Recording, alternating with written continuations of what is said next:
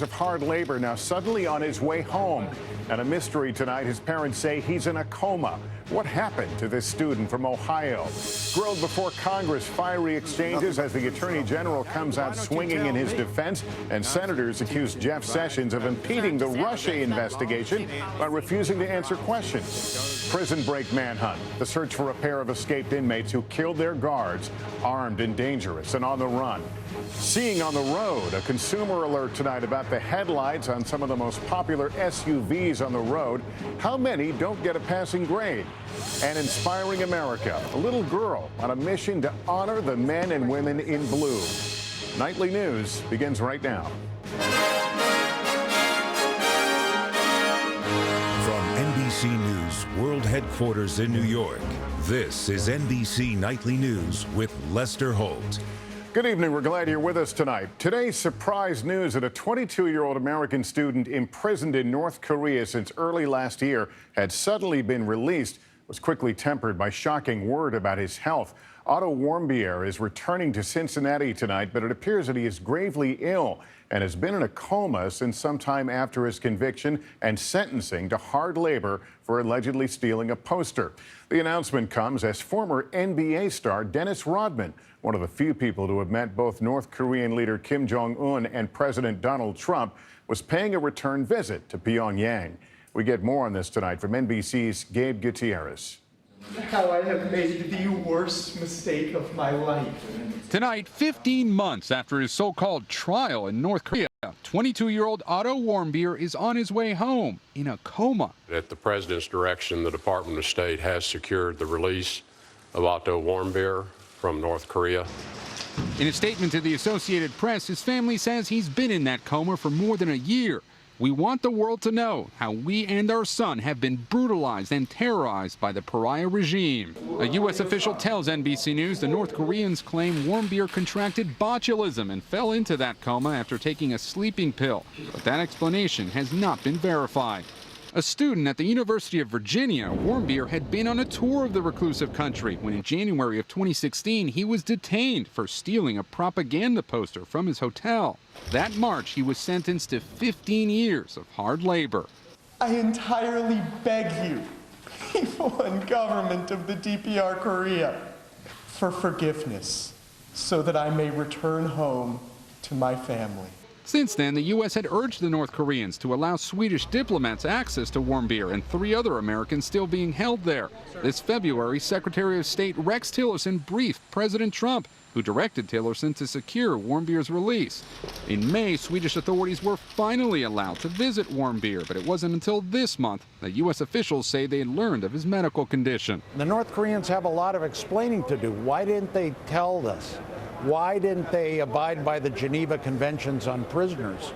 Today in his hometown outside Cincinnati, prayers for his recovery. You never thought this would happen to someone you know? The announcement comes as former NBA star Dennis Rodman returned to North Korea after his last visit in 2014. This time, Rodman denied he was enlisted to help free any Americans. That's not your purpose. Not my purpose right now. The State Department says his trip had nothing to do with Warmbier's release. Right now, Warmbier is traveling to the U.S. from Japan with a medical team and a State Department representative. He's expected to land here in Ohio and be reunited with his family later tonight. Lester? All right, Gabe Gutierrez, thank you. We turn now to the high drama on Capitol Hill late today as the Attorney General, Jeff Sessions, went before the Senate Intelligence Committee under oath and came out forcefully in his own defense. Combative exchanges, including senators who accused Sessions of hurting the Russia investigation by refusing to answer questions about his conversations with President Trump. NBC's Casey Hunt brings us inside the room. Sitting in the same seat where fired FBI Director James Comey appeared just 5 days ago, today Attorney General Jeff Sessions defiant, addressing the Russian election meddling Comey had been investigating. The suggestion that I participated in any collusion, that I was aware of any collusion with the Russian government to hurt this country is an appalling and detestable lie. But the sharpest moments, Democrats going after Sessions for not answering questions about his conversations with the president. And now you're not answering questions. You're impeding this investigation. Sessions relying on what he says was long-standing Justice Department practice about not revealing confidential information. I am not stonewalling. I am following the historic policies of the Department of Justice. Today, Sessions contradicting Comey's account of the plea the former FBI director said he made to Sessions. Don't leave me alone with President Trump. After Comey says the president directed him to drop the Michael Flynn investigation. Sessions denying he stayed silent, as Comey claimed. I believe it was the next day that he said something, expressed concern about being left alone with the president. But that in itself is not problematic. He did not tell me at that time any details about anything that was said that was improper. And Sessions taking issue with this Comey assertion. We also were aware of facts that I can't discuss in an open setting that would make his continued engagement in a Russia-related investigation problematic. Mr. Comey said that there were matters with respect to the recusal that were problematic and he couldn't talk about them. What are they? Why don't you tell me? There are none, Senator Wyden. There are none. I can tell you that for absolute certainty. This is a secret innuendo being leaked out there about me, and I don't appreciate it. Sessions was also grilled today about a potential meeting with the Russian ambassador at the Mayflower Hotel back in 2016. He said that while it may have happened, he insisted that he didn't remember it. Lester. Casey Hunt tonight, thank you. And while all of that was playing out today, the future of Robert Mueller, the special counsel in the Russia investigation, has been called into question. Will he stay or not? This comes after a friend of the president said he thinks Mr. Trump is considering removing Mueller. We get the latest from NBC News White House correspondent Kristen Welker. Talking about President Trump under fire amid explosive allegations. He's considering firing Robert Mueller, the special counsel heading the Russia probe. Mr. Trump ignoring shouted questions today. Thank you. Thank you very much. The suggestion raised by the president's longtime friend, Newsmax CEO Chris Ruddy. The White House saying Ruddy never spoke directly to the president about Mueller. Ruddy acknowledging that, but doubling down. If you read the art of the deal, he always says keep all your options open. Do I think that he will actually fire him? No. But do I think it was an option or has been an option? Yes. Is it because of something that you heard from top officials at the White House? I've already said that I'm not going to reveal who my sources are, but that I felt confident in saying it. Now, a chorus of Republicans saying getting rid of Mueller could be politically devastating after James Comey's controversial firing. I think the best vindication for the president is to let this investigation go on independently and thoroughly. But legally, the president can't directly fire Mueller. Mr. Trump could order his Deputy Attorney General Rod Rosenstein to do it. Today, Rosenstein saying he saw no good cause to even consider that option. If President Trump ordered you to fire the special counsel, what would you do? Well, Senator, I'm not going to follow any orders unless I believe those are lawful and appropriate orders. For the president, the debate may be more about pivoting from the broader Russia probe. This is textbook Trump. This is waiting to see what he wants to do, leaving all options on the table, leaving people guessing, and creating a huge distraction. For his part, the president also trying to focus attention on his agenda. Today, talking health care in Wisconsin and meeting with Senate Republicans at the White House. This comes as Senate Republicans have come under fire for trying to hammer out a health care bill behind closed doors and without a public hearing so far. I really appreciate what you're doing to come out with a bill that's going to be a phenomenal bill for the people of our country. And with the clock ticking on a potential vote, tonight 2 Senate sources tell NBC News President Trump told Republican senators the House health care bill, which he praised in the Rose Garden and which cuts some services, is mean and wants the Senate version to be more generous. The White House wouldn't comment but isn't denying the report. Lester. Kristen Welker from the White House tonight. And one more important note from Washington tonight. After numerous scandals in recent years at the Department of Veterans Affairs, the House passed a bill today that would hold VA employees more accountable, make it easier to fire them and protect whistleblowers. The vote was 368 to 55. The bill was passed by the Senate last week. It now heads to the president for final approval.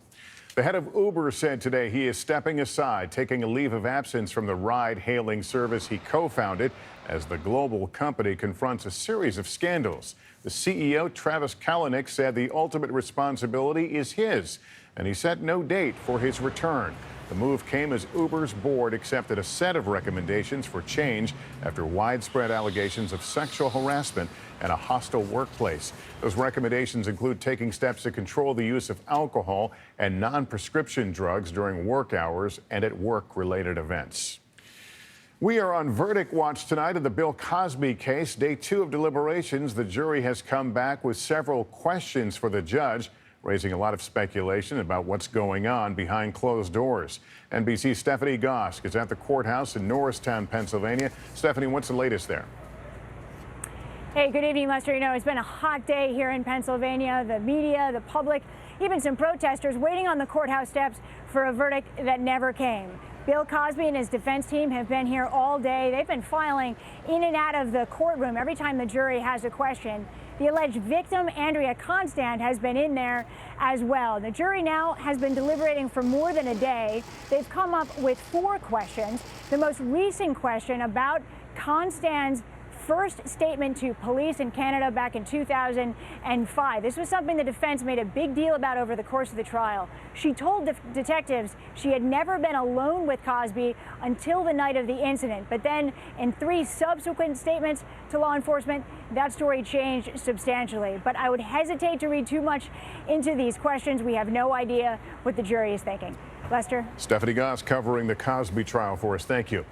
In the state of Georgia tonight, authorities have launched a massive manhunt for a pair of escaped inmates they say killed 2 guards before breaking free with their guns, and there are signs tonight the dragnet could be growing.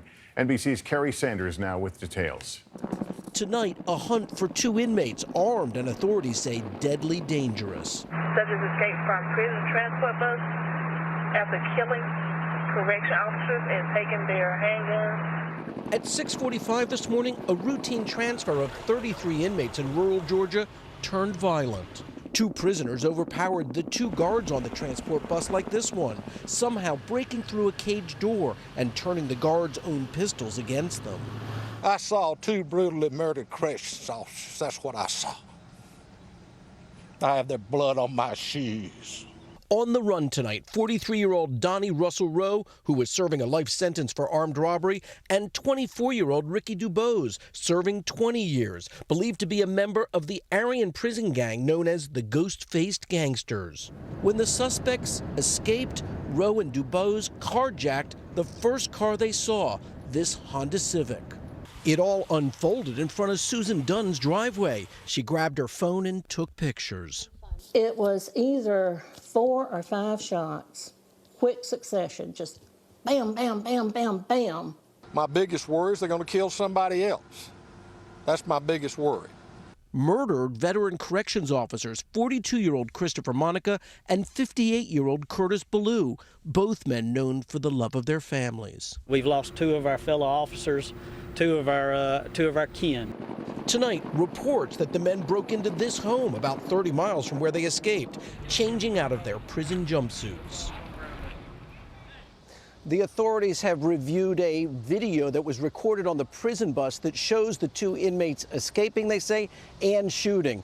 Tonight, there are reports that the men were spotted at a Dollar General store about a mile from where they broke in and changed clothes. The fear tonight that these men will not give up without gunfire. Lester? All right, Kerry Sanders, thank you. At a somber, dignified transfer ceremony last night at Dover Air Force Base in Delaware, as the bodies of 3 American soldiers killed on Saturday in Afghanistan arrived back in this country. All were members of the Army's 101st Airborne Division. All were in their 20s. Corporal Dylan Baldrich, Sergeant Eric Houck, and Sergeant William Bays were killed in an apparent insider attack when an Afghan soldier fired on them. It happened in an area where U.S. and Afghan forces have been battling ISIS forces. There's more to tell you about as we continue here tonight. There's some of the most popular vehicles on the road, but a new report raising some questions about a key safety feature we all depend on. Also, a girl on a mission, personally thanking the police for their work in all 50 states and inspiring America in the process. To folks everywhere whose diabetic nerve pain shoots and burns its way into your day, I hear you. When that pain makes simple errands simply unbearable, I hear you. I hear you because my dad struggled with this pain. Make sure your doctor hears you too. So folks, don't wait. Step on up and talk to your doctor because you have places